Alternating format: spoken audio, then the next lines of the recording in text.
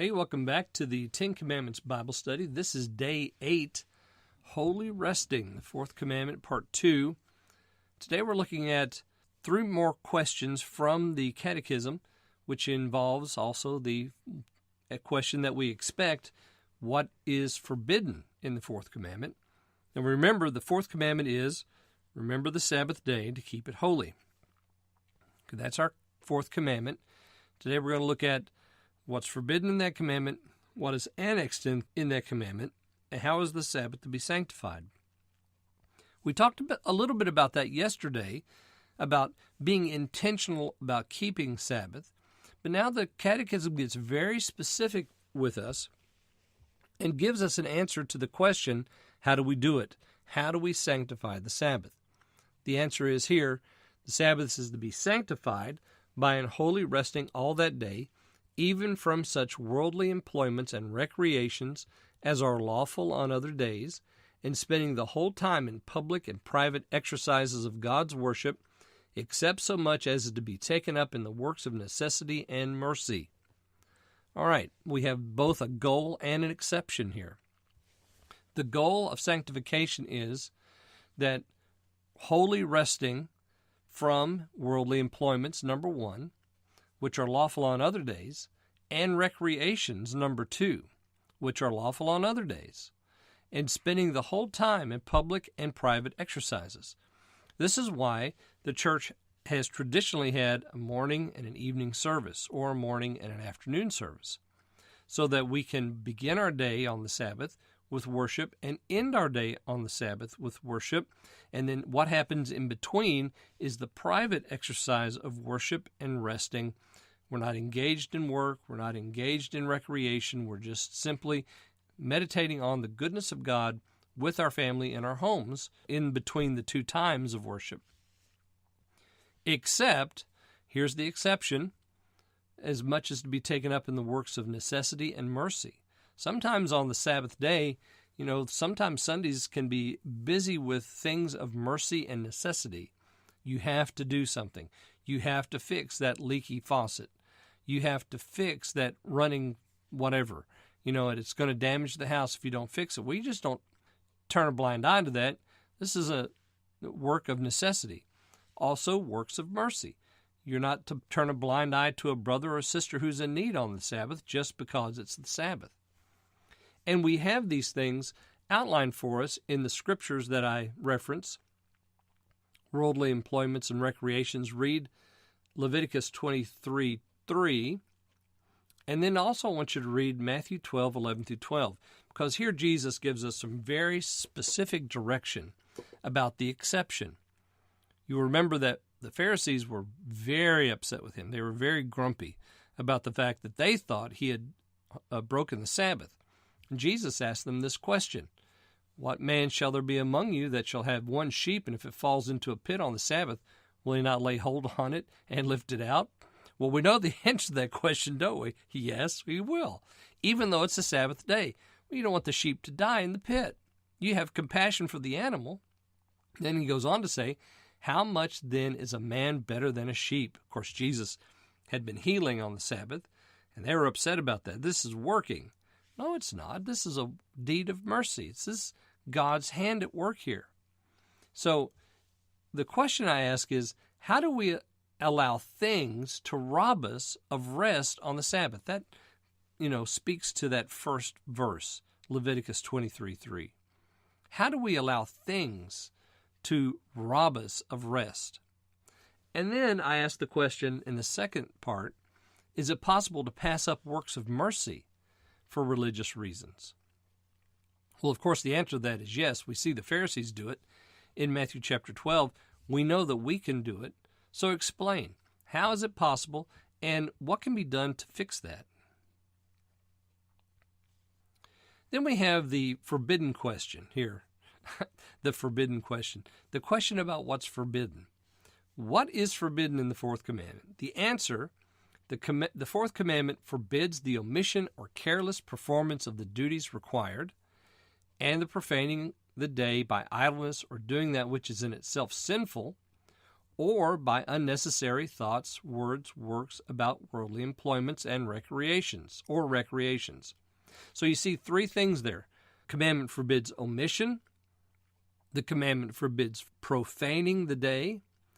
And the commandment forbids any unnecessary thoughts, words, works, or employments or recreations. So these things is what's forbidden by the commandment. So we're not to omit or carelessly perform our duty on the Sabbath day, which is to rest. We're resting, and we're showing that we're resting from work. And in showing that, we're showing that Jesus himself has been raised from the dead and has given us rest. So we're not to omit that by doing these other things, profaning the day with idleness or anything that's sinful. And we're to be careful that we don't have unnecessary thoughts, words, works about worldly employment or recreation.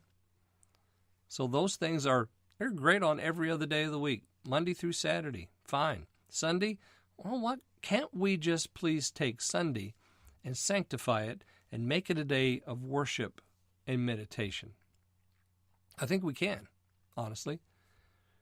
Profaning the Sabbath is next. You'll notice I have there Malachi chapter 1, verse 13. Also, I'm asking you to look at Ezekiel 23:38, Isaiah 58:13. And I ask the question, how do we engage in a careless performance when we go to worship? So you just read those passages and think about that. Remember what we talked about yesterday, this whole idea of intentionality. How can we be intentional about keeping the day? And when we go to worship on that day, how can we be intentional to engage in a performance that's not careless? So you write your answers to that down. And then, number 3, what are the reasons annexed to the fourth commandment? We have 3. Number 1, the reasons annexed to the fourth commandment are, number 1, God's allowing us 6 days of the week for our own employments. That's number 1. Number 2, his challenging a special propriety on the Sabbath. And number 3, his own example and his blessing the Sabbath day. So if you go back and you look at, where's my day 7? Here we go. If you go back and look at the answer to the question, what is the fourth commandment? You have the commandment, remember the Sabbath day to keep it holy. Then you have the reasons annexed. 6 days you shall labor and do all your work. Okay, there's the first one. God has allowed us 6 days. But the seventh day is the Sabbath of the Lord your God. So here's the challenge. I love the way the Catechism states this. His challenging a special propriety. The seventh day is a Sabbath. In it you shall not do any work, nor your son, your daughter, your manservant, your maidservant, your cattle, your stranger that is within your gates. Okay? So here's the challenge. Can you keep the Sabbath and keep it holy by refraining from work? Then we have the third reason of the annex here is, for 6 days the Lord made heaven and earth, the sea and all that is in them, and rested the seventh day. Why the Lord blessed the Sabbath day and hallowed it. So think about that for a minute. So this is what God has done. He's given us these 3 reasons annexed to the fourth commandment to help us to understand that we need to keep it holy. Exodus chapter 31, verse 17 says, "It is a sign between me and the children of Israel forever. For in 6 days the Lord made heaven and earth, and the seventh day he rested and was refreshed." I like that. That's why I included that passage there, because in that day he was refreshed. This is why we keep the Sabbath, to refresh ourselves. We need to be refreshed spiritually, and the way we do that is 1 day in 7. We keep it. We use that day as a day of rest, spiritually, to refresh ourselves, because it's hard to be a Christian. And the only way you're going to recharge is if you go to the charging station, and that's the church, on the Sabbath, and worship with the church. Is it still a sign today, the Sabbath? Oh, I think so. I think just like Exodus chapter 31, verse 17 says, it is a sign between me and the children of Israel. I think it's still a sign for the church. The church meets on Sunday, and every Sunday we declare that Jesus is raised from the dead. Oh yeah, it is still a sign. So Sabbath observance tells people, you're a believer. How could you improve your Sabbath experience? What could you do today to prepare for this coming Sunday? Think about that. Intentionality again. How can I make Sabbath this Sunday more meaningful? How can I sanctify it? How could I actually bear down on those ideas, the goal of Sabbath keeping? And then for your meditation, I want you to write out Exodus 31:17, and I want you to focus on those words, refreshed. He was refreshed. And think about how Sabbath refreshes you. All right, I hope you'll join me again tomorrow for Day 9 in the Ten Commandments Bible Study.